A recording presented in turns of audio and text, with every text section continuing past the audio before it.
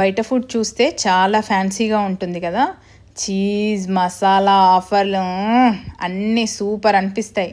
కానీ 2 రోజుల తర్వాత అదే ఫుడ్ బోర్ కొడుతుంది. ఇక్కడ నేను సింపుల్గా టమాటో పప్పు చేస్తున్నాను. ప్రెషర్ కుక్కర్లో కొంచెం ఆయిల్ వేసి ఆవాలు, జీలకర్ర, మిరపకాయలు, ఉల్లిపాయ, అల్లం వెల్లుల్లి పేస్ట్ వేసుకోవాలి.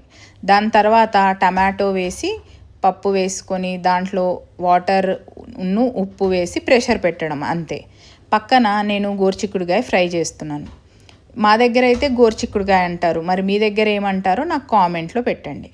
హాలిడేస్లో మాత్రం అందరం కూర్చొని తింటామండి. స్కూల్కి వెళ్తే పిల్లలకు కుదరదు కదా, అందుకోసం.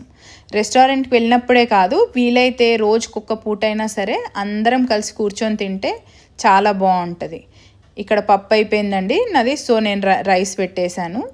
మనం ఈ గోరుచిక్కుడుకాయ ఫ్రై చేసుకుంటాం కదా, సో దాంట్లో లాస్ట్కి కొబ్బరి పొడి వేసి మిరప్పొడి వేసి కొంచెం సేపు ఫ్రై చేస్తే ఆ టేస్ట్ చాలా బాగుంటుందండి. ఒకసారి ట్రై చేసి చూడండి. నా వీడియో నచ్చితే సబ్స్క్రైబ్ చేసుకోండి. ఇంకేంటి, వేడివేడి అన్నం, పప్పు, నెయ్యి, గోరుచిక్కుడుకాయ ఫ్రై, ఆ టేస్టే వేరే ఉంటుందండి. నచ్చితే లైక్ చేయండి. Thank you.